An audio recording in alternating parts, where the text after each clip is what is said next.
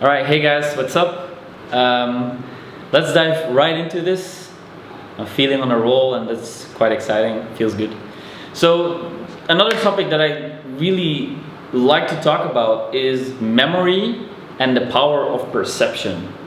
And I want to start off with a little example that I think is very powerful.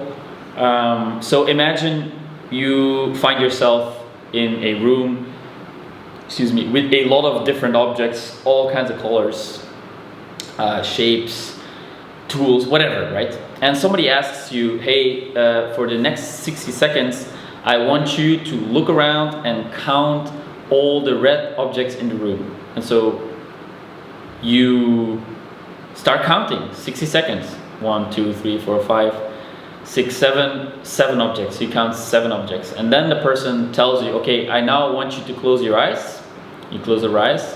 And they ask you, now tell me how many blue objects were there in the room. And you will have no idea whatsoever how many blue objects there will be in the room, because you didn't pay attention to the blue objects. And I cannot really remember when I first got in contact with this kind of thought experiment, but to me it was like so profound. Oh wow, that makes so much sense, right? And it's the same thing in life in general, right? If you focus your attention, your perception on all the negative things and every bad things that's happening in the world, and the negative comments that people make about you, the things that go wrong, everything that is not working out, all this negativity, if you only focus on that, well, then those are the things you are going to see. Those are the only things you will see in your life, because you focus on them, right? I used to be this person who had maybe 10 friends telling them something amazing about me, and then one friend said a stupid comment about whatever that I interpreted as negative, and then that was the one thing that I was thinking about all the time. And there were 10 people telling me amazing things about me, but no, I had to focus on this one thing that was not good. And that is such a waste of energy, and it will make your life miserable, absolutely miserable. Because if you would be able to pay more attention to those 10 people that said something nice about you, then this one person who didn't like you, or who said something that you interpreted as negative, because it can also be that because you're so focused on this negative stuff that you see something and you interpret it as being negative, which might not be the case at all, right? There's this other example that I really like. It's from 7 Habits of Highly Effective People, and it's this paradigm shift example that he talks about. And basically it's this story of him sitting in the subway. And so he sits in the subway, and the subway stops at the station, the doors open, and there is this father with 3 kids entering the subway. And they're making such a mess. The children are loud, and they're bothering everybody, and the father is not saying anything, and it's a mess. And Covey is sitting there, and he's thinking to himself wow, that's very disrespectful. How can this father not take care of his kids, and he is not paying attention to other people? What a jerk. This is a bad person, this and that, right? And so he decides to walk up to this guy, to this dad, and tell him hey, I would like you to ask to keep your children in check. They're causing a lot of trouble here on the subway. And this father, his reply is that, well, we just came from the hospital and their mother just died, and honestly I don't really know what to do, how I should behave, and my children are all over the place, and I just don't know what to do. And all of a sudden he realizes wow, I have not been thinking of that at all. I was so consumed by my own interpretation of the situation, and it caused me to feel angry and frustrated, and now knowing this little bit of information changes everything. It completely changes the way he felt about that situation. And I thought it was such a powerful story, right? Because it's so true. You have a specific interpretation of a situation, but it's probably not even true, right?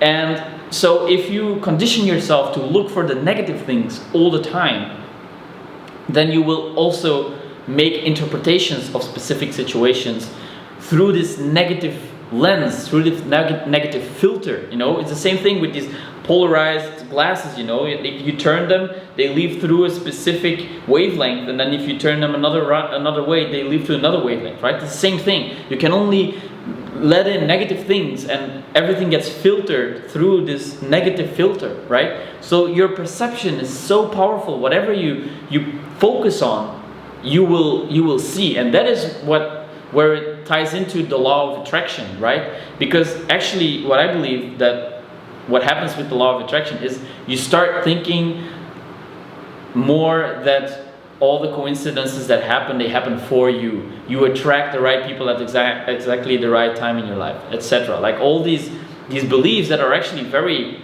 empowering, very positive beliefs, right? These will switch your perception from the negative things to the positive things, because there is an infinite amount of things happening, right? So there is going to be negative things happening, and there is going to be positive things happening all the time, right? But by shifting your attention to the positive things, and by saying these affirmations, and by, really paying attention to the good things, to the abundance that is out there, right? You'll start to pay more attention to these things, and all of a sudden you'll be like, wow, this really works. Of course it works, because there is an infinite amount of things happening, or potentialities that could become reality, right? An infinite amount. So there is going to be blue things, there's going to be red things, and there's going to be blue things. And if you're only focusing on the red things, which I, in my story, made the negative things, then you will not know how many blue things there are in the room. However, if you switch your focus, and you don't want to completely ignore the negative stuff, right? Because it's also there. What I believe is that it's important that you teach yourself ways to deal with these negative states, get yourself out of there, accept that they're there, allow them to be there, and then move your attention to the blue side of things and make a conscious decision to look for good stuff. You can do that through gratitude journaling, right? Through counterbalancing, through affirmations, through looking for the positive things in your life. Whenever somebody says something to you that you liked, a compliment or whatever, write it down. Write it down in your phone, on a sheet of paper, wherever, right? And then gather more and more and more and more and more blue things. And then whenever you feel like, oh, it's all so negative, you just pull out this list and you're like, oh my God, there's so much good stuff in my life, right? And you condition yourself to perceive the good things. You condition yourself to perceive the positive things in your life, because there are positive things in everyone's life, right? At any point, even if it feels like there is none, there is still, because it's just the nature of things, right? The fact that you might have lost a loved one very not a long time ago, very, very shortly. I feel for you, and I'm sorry that you lost someone. Really, I know that it's very painful, and by allowing it to be there, you have to go through this phase of grief. It's a necessary process. However, you also still have all your limbs, your vision, your hearing. You can move around, right? There's so many good things, right? There's people who are not even able to do that, and then even those people, they also still have things that are good in their life, right? So there's always something, and if you can put your focus on those things and allow whenever you are in this negative state, because it's a part of life. The negativity is there. You cannot deny it. It's just like two sides of the same coin. You cannot remove one and still keep the other. It's impossible, right? So you want to learn to navigate these negative states as confidently as possible, as in a state of in the least amount, with the least amount of resistance possible, and nudge yourself to perceive the positive things. And gratitude is so powerful. It's such a accessible way of focusing your attention on the good things that it became a very large part of my daily routine right now, right?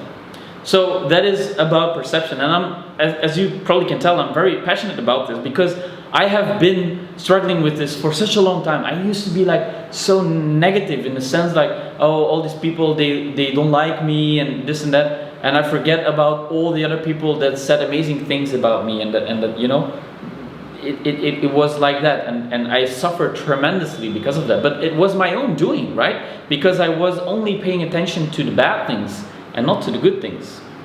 So let's see if it's still recording. Yes, because a few videos ago it cut off at 30 minutes, I think. So I don't want this to happen. I'm only at 10 minutes, so it's all right. Anyways, so the other part of the video, I wanted to talk about memory, because that is also a huge topic, and it's a very interesting subject to talk about and to do research on and to read about, etc. Because memory is basically a way for your brain to store information, right? We usually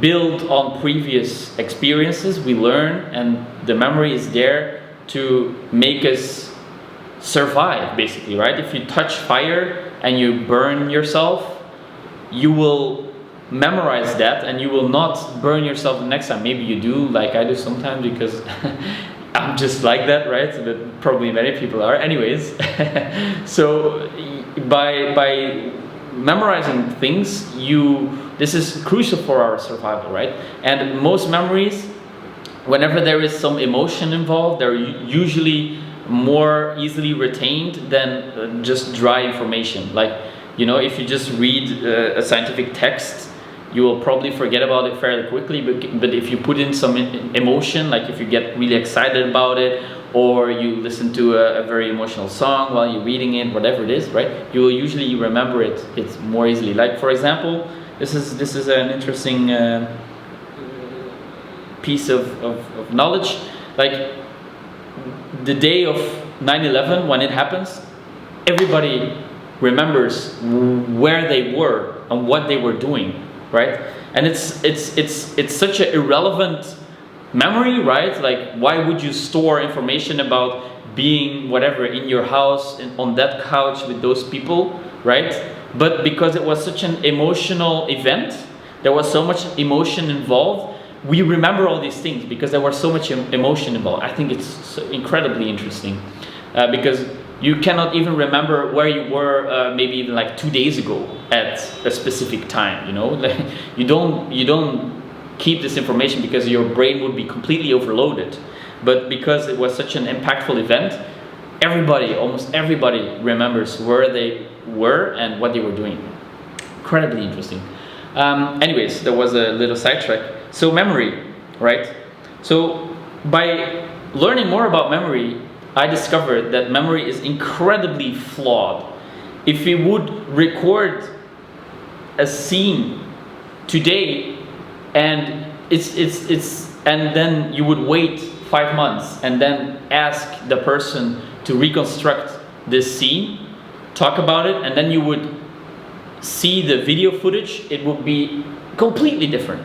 Because maybe they revisited, every time we revisit a memory, for example, we update it. It's never going to be the same. Every time you rethink a situation from the past, you update the memory. So you add information and you lose information. So it's never going to be the exact same memory. It's like this little game where you whisper something in someone's ear and they have to whisper it to the next person, and like after 20 people, it's a completely different sentence because somebody hears something else or they may be a little bit distracted. And that's what happens with your memory. Every time you revisit your memory, you update it and you remove some information, you add some information. So memories are incredibly non-reliable. So for me, where it becomes practical is whenever I feel sad about the past, or whenever I feel like the past was so much better than where I'm at now. And I actually made another video about that, feeling stuck in the past and how to work with that, right? But so to me, it was a very powerful realization to understand that, okay, my memory is not reliable. So whatever I'm telling myself, it's probably not even true. It's like completely different than it used to be, right?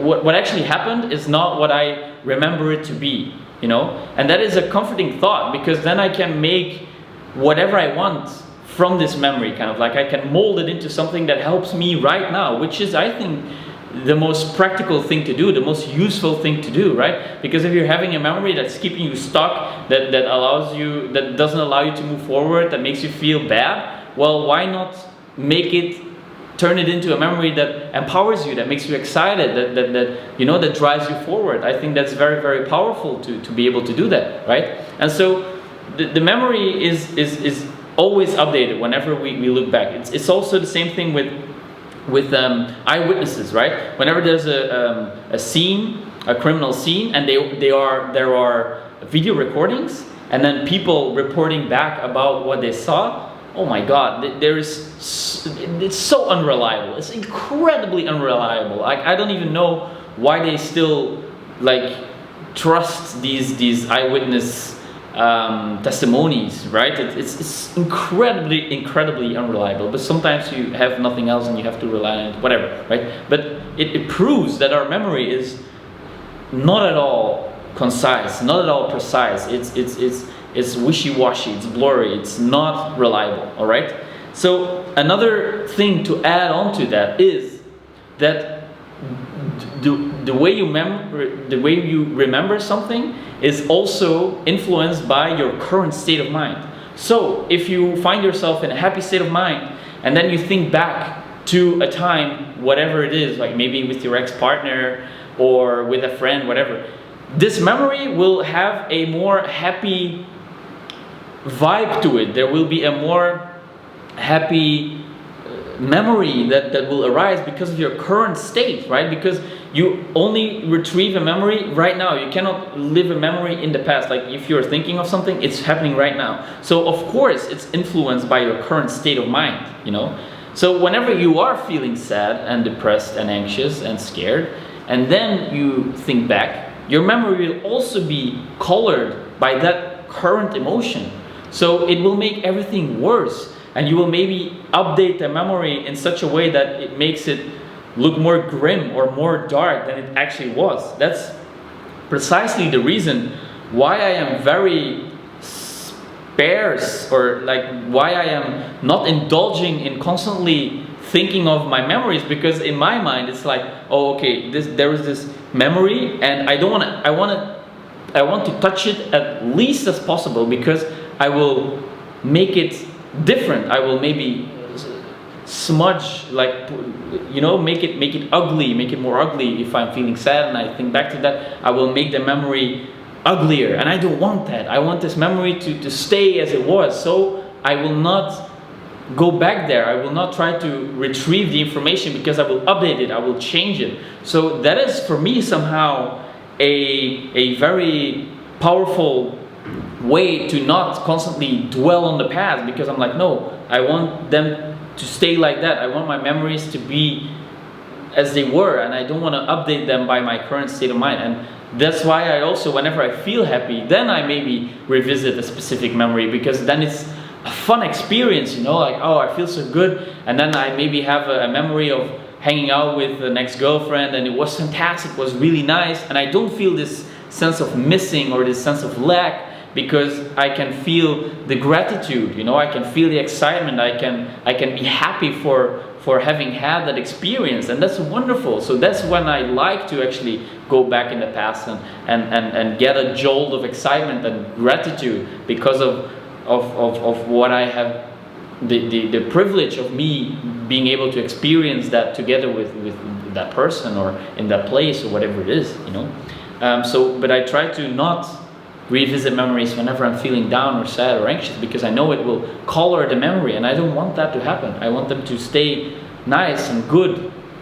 So yeah, the memory is incredibly flawed, know that. So don't put too much value on them. Don't try to trust them too much, you know. And it ties nicely into this perception, you know, because whenever you are in this negative state, paying more attention to negative things, you will also update your memories to be negative, and then everything will seem negative, you know. But whenever you are opening up your mind and your soul to the love that is abundant in this world, because it actually is, the good things that are there, the things that you can be grateful for, whenever you're putting more attention on those things, and then you maybe think back of a moment in your past, then it will be so much easier to be grateful for it, to feel excitement, to feel empowered, to feel enthusiastic about it, to really feel this sense of fulfillment and satisfaction when you think back to a moment that you were enjoying with someone, or alone, or you know what, whatever, right? So perception is so important, and you want to condition yourself, because most of us, we have been conditioning ourselves, or have been conditioned by paying attention to the negative things. If you open the news, it's full of negative stuff. That's why I don't read the news. Not at all, because it's only negative things, and here and there one positive article. But you have to realize that you have been conditioning yourself with negative stuff over and over and over and over again, and now is the time to start to pay attention and to consciously condition yourself to see the positive things. And you do that by daily practicing gratitude, affirmations, seeing the good in things, you know. It's like small things, right? You walk down the street and you say hi, hello, you show a smile, and the person smiles back at you. It's wonderful, it's amazing, like, oh, thank you so much, it's awesome. Like this exchange of positive energy, and you can draw from that, you can see them smiling, and it gives you energy, and the next person you meet, you smile again, and you know, you elevate each other, it's growing, it's sharing, right?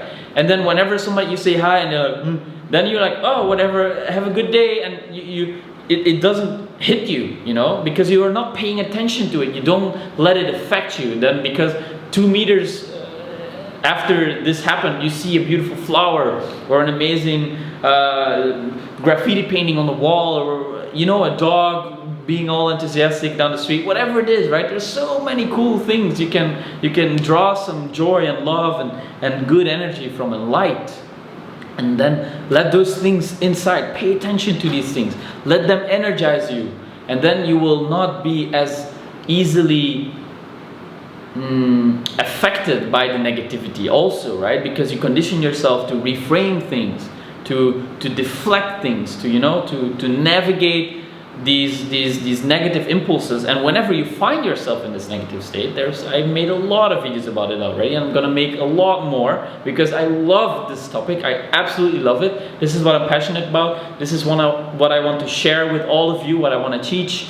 This is what my life is about, truly. This is truly what my life is about. Like sharing my experiences with this, sharing my tools, the ways I deal with this, and then hopefully inspiring you guys to take some of the information and to implement it in your own toolbox, your own routines, your own strategies, you know. So learn also to navigate these negative states of mind. And I I usually say negative because it's the most common way to describe anxiety, fear, depression, all these things, right? But I don't necessarily think they are negative. They're just uncomfortable. They're uncomfortable, right?